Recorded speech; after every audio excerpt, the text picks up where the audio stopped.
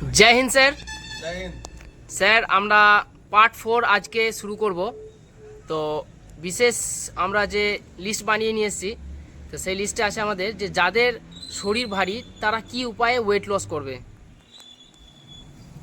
প্রথমত ওয়েট লসের ক্ষেত্রে যেটা বলি সেটা হচ্ছে মেন হচ্ছে জীবনশৈলী। লাইফস্টাইল কারো যদি গন্ডগোল থাকে তাহলে শরীর কিছুতে চেঞ্জ হবে না। তার মধ্যে কিন্তু ডায়েটটাও পড়ছে। ডায়েটের ক্ষেত্রে অবশ্যই চেষ্টা করতে হবে যে কার্বোহাইড্রেট জাতীয় খাবার, প্যাকেটিং খাবার, কোল্ড ড্রিঙ্কস জাতীয় খাবার এইগুলোকে সম্পূর্ণভাবে ত্যায্য করতে হবে, ছাড়তে হবে। আর ওয়েট লসের ক্ষেত্রে একটা থিওরি আছে, সেই থিওরিটাকে বলা হয় ক্যালোরি ডেফিসিট থিওরি।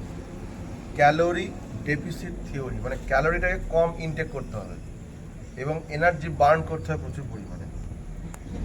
ক্যালোরি বেশি পরিমাণে থাকে যেগুলো তেল জাতীয় খাবার এবং কার্বোহাইড্রেট জাতীয় খাবার, এইগুলোতে এনার্জি প্রচুর পরিমাণে থাকে, মানে ক্যালোরি বেশি পরিমাণে থাকে। চেষ্টা করতে হবে ওই খাবারগুলোকে কম করে দেওয়া এবং প্রচুর পরিমাণে এক্সারসাইজ করা এবং এনার্জিটাকে বেশি পরিমাণে বার্ন করা। শুধু খাবার কমিয়ে দিলেই হবে না, এনার্জিটাকে বার্নও করতে হবে।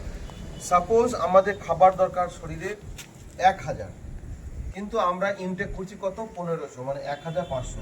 এক্সট্রা 500 সেটা প্রয়োজন হচ্ছে না, সেটা ওর শরীরে এক্সেস হয়ে যাচ্ছে। যতটা এনার্জি দরকার তার থেকে এক্সেস হয়ে যাচ্ছে। তাহলে ওইটা কি হবে, ওটা শরীরে স্টোরেজ হয়ে যাবে, গ্লুকোজ হবে, গ্লুকোজ থেকে ফ্যাটে পরিণত হবে এবং সেটা শরীরে জমে যাবে। সেটা মাংস হতে পারে, প্রোটিন হতে পারে, সবই হতে পারে, সব গ্লুকোজ হবে, সেটা ফ্যাটে চলে যাবে, কনভার্ট হয়ে যায়। তো সেক্ষেত্রে চেষ্টা করতে হবে যে এনার্জি, ওই যে বললাম 1000 এনার্জি দরকার আর 1500 খাচ্ছে, প্রথমত চেষ্টা করতে হবে 1000 খাবো, 1000ই বার্ন করব প্রথম লেভেলে। সেকেন্ড লেভেলে চেষ্টা করতে হবে যে 1000 খাবো কিন্তু আমি 1200 বার্ন করব, মানে 200 এক্সট্রা দরকার হবে। ওই 200 এক্সট্রা যখন দরকার হবে সেটা শরীর থেকে কালেক্ট করবে যেখানে স্টোর হয়ে আছে। এক্ষেত্রে সাবধানতা অবলম্বন করতে হবে যে কার্বোহাইড্রেট কম খাচ্ছি, কিন্তু কার্বোহাইড্রেট কম খেলে কিন্তু আরেকটা সমস্যা হয়, সেটা হচ্ছে এনার্জি লস হয়ে যায় প্রচুর, প্রেশারটা ডাউন হয়ে যায়। সেক্ষেত্রে কিন্তু গ্র্যাজুয়ালি কমাতে হবে, অল্প অল্প করে কমাতে হবে। একদিনে হট করে কমিয়ে দিলাম বাহাদুরি করে, এটা কিন্তু বাহাদুরি নয়। দেখা যাবে দুদিন পরে বুক ধরপড় করছে, তারপর যে প্রেশার মাপছে তখন যে প্রেশার লো চলে এসছে, তখন ওর কী বল, ওই থিওরিটা নষ্ট হয়ে যাবে। মানে এক্ষেত্রে কনসিস্টেন্সি মেনটেন করতে হবে যে প্রত্যেক দিন অল্প কম খাই। আমি আজকে 1 মুঠো কম খাই, কালকে 2 মুঠো কম খাবো, পরশুদিন 3 মুঠো কম খাবো, বা 1 মুঠো করে আমি 1 সপ্তাহ কম খাই। যতটা খাই যতটা নিলাম, ওখান থেকে 2 মুঠো বা 1 মুঠো আমি তুলে রাখলাম। বা আরেকটা জিনিস করা যেতে পারে, সেটা হচ্ছে আমি সেম পরিমাণ খাবার খাবো কিন্তু কার্বোহাইড্রেটটাকে কমিয়ে দেবো, সেই জায়গায় ক্যালোরি যেগুলো কম, তো শসা, গাজর, টমেটো এইগুলো বেশি পরিমাণে খাবো, সেগুলোতে এনার্জি কম থাকে, আমি ওগুলো খাবো। ফল খেতে হবে বেশি পরিমাণে। রাতের ঘুমটাও খুব দরকার। রাতের ঘুম যদি ঠিক না হয় তাহলে কিন্তু লিভারের সমস্যা হবে, আর লিভারের সমস্যা হলে কোষ্ঠকাঠিন্যের সমস্যা হবে। কোষ্ঠকাঠিন্যের সমস্যা হলে কিন্তু 100% লিভার ফুলবে। আমাদের লিভারগুলো ফুলে আছে এই জন্যই কারণ আমাদের লাইফস্টাইল ঠিক নেই। আমরা ছেলেদের পেছনে দৌড়াতে, ছেলেদের ক্লাস করাতে বা আমাদের একাডেমিটা চালাতে গিয়ে আমাদের কিন্তু লাইফস্টাইলটা নষ্ট হয়ে গেছে প্রায়, মানে পার্সোনাল লাইফ বলে কিছু নেই। তার জন্য কিন্তু আমাদের লাইফস্টাইলে নষ্ট হচ্ছে বলে কিন্তু শরীর ভারী হচ্ছে, মানে কোষ্ঠকাঠিন্যের সমস্যা থাকলে ওয়েট ভারী হবেই। আর আরেকটা বিষয় থেকে যায়, সেটা হচ্ছে সকালে যে ব্রেকফাস্ট যারা স্কিপ করে দেয়, মানে খায় না, যে একটু খিদে পাক তারপর খাবো, ওটা করলে কিন্তু ওয়েটটা বাড়ে, ওয়েট বেড়ে যাবে। মানে যদি হয়, মানে সকালে ব্রেকফাস্ট না করলে প্রচুর পরিমাণে অ্যাসিডিটি ফর্ম করে, অ্যাসিডিটি ফর্ম হলে কিন্তু শরীর মোটা হয়। আচ্ছা, মোটা হওয়ার আরও অনেকগুলো কারণ আছে, যেমন খিদে পেটে, যখন খিদে পায় তখন খাই না, কিন্তু যখন খিদে দরকার নেই, মানে খিদেটা কন্টিনিউ চলছে একটা সময়, তখন দেখা যাচ্ছে প্রচুর পরিমাণে খেয়ে নিচ্ছে। এতটাই খাবার খান, সেটা 4 বারে হোক, 5 বারে হোক, 6 বারে হোক খান, কিন্তু একবারে খাওয়া যাবে না। একবারে যখনই খাবে শরীরে ক্যাপাসিটি বাইরে চলে যাবে, সেটাই শরীরে স্টোর হয়ে যাবে।